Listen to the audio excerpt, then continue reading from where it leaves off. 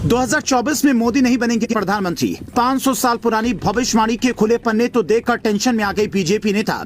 बाबा Venga और नासिर दमस की विदेशी भविष्यवाणी नहीं, 5 संतों की देसी भविष्यवाणी सुनिए। कई बातें अब तक हुई हैं सच।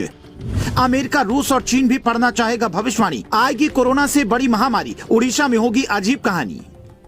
शनि जब अपनी चाल बदलेंगे, मीन राशि में जाएंगे, तब देश का प्रधानमंत्री बदल जाएगा। उस वक्त देश का प्रधानमंत्री एक ऐसा नेता होगा जो चीन और सारे मुस्लिम देशों को एक साथ सबक सिखाएगा। वो प्रधानमंत्री कौन होगा, उसके अंदर क्या क्या लक्षण देखेंगे, ये एक एक बात उस किताब में लिखी है, जिसके बारे में बताने से पहले आपको बताते हैं कि इस किताब को लिखा किसने है। प्राचीन काल की भाषा में कहें तो ये किताब नहीं बल्कि ताड़ के पत्तों पर लिखी हुई हजारों पन्नों का संकलन है, जो ओडिशा के पुजारियों के पास सुरक्षित रखा है, पर वो हर किसी को नहीं दिखाते। 16वीं सदी के 5 संत जो पंच सखा के नाम से मशहूर थे, उनमें से एक अच्युतानंद महाराज ने ये भविष्यवाणी खुद लिखी है। उन्हें भूत, भविष्य और वर्तमान का इतना ज्ञान था कि कोरोना से लेकर कई बड़ी भविष्यवाणियां उन्होंने पहले ही कर दी थी। और अब इस किताब में लिखा है, साल 2024 में जब शनि अपनी चाल बदलेंगे तो देश का नेतृत्व एक ऐसे प्रधानमंत्री के हाथ में होगा जो अविवाहित होगा, योगी पुरुष होगा, उसका दुनिया भर में एक अलग तरह का प्रभुत्व होगा। योगी का नाम सुनते ही उत्तर प्रदेश के मुख्यमंत्री योगी आदित्यनाथ की ओर नजर जाती है, लेकिन साल 2024 में वो प्रधानमंत्री कैसे बन सकते हैं, इसके तो फिलहाल कोई आसान नहीं है। न तो केंद्र की राजनीति में वो दिख रहे हैं, न ही पीएम मोदी ने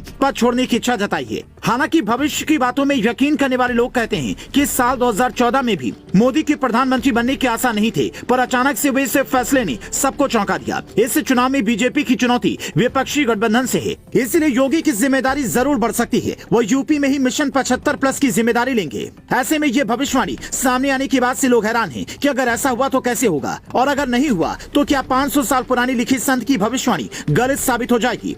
अब तक भविष्य मलिका की कोई बात गलत साबित नहीं हुई है। हालांकि कई लोग इसे सुनने के बाद टेंशन में हैं। हालांकि बीजेपी के लिए राहत की बात यह है कि योगी पुरुष प्रधानमंत्री बनेगा तो सत्ता में बीजेपी आएगी, लेकिन उसके बाद जो होगा वो कलयुग के खत्म होने की आहट देता है। साल 2022 में शुरू हुआ युद्ध 2025 आते आते ऐसा रूप ले लेगा कि भारत को भी इसमें कूदना पड़ेगा और भारत इसमें अपने सभी दुश्मनों को परास्त कर देगा। अगर इस बात को वर्तमान से जोड़कर देखें तो रूस और यूक्रेन के बीच में जो चल रहा है, तो क्या यही आगे जाकर भीषण रूप लेगा, या मिडिल ईस्ट में अभी जो शुरू हुआ है उसकी कहानी बढ़ने वाली है। इस किताब में आगे जो लिखा है वह हैरान करने वाला है। संत अच्युतानंद के मुताबिक एक वक्त ऐसा आएगा जब अमेरिका पानी में डूब जाएगा, पूरी दुनिया की आबादी सिर्फ 64 करोड़ बच जाएगी, यूरोप में अभी जितने लोग हैं सिर्फ आधे से भी कम रह जाएंगे, महामारी की वजह से लोगों की संख्या कम होगी, जंगली जानवर जंगल छोड़कर शहरों में अपना ठिकाना बना लेंगे, लोगों को निशाना बनाएंगे।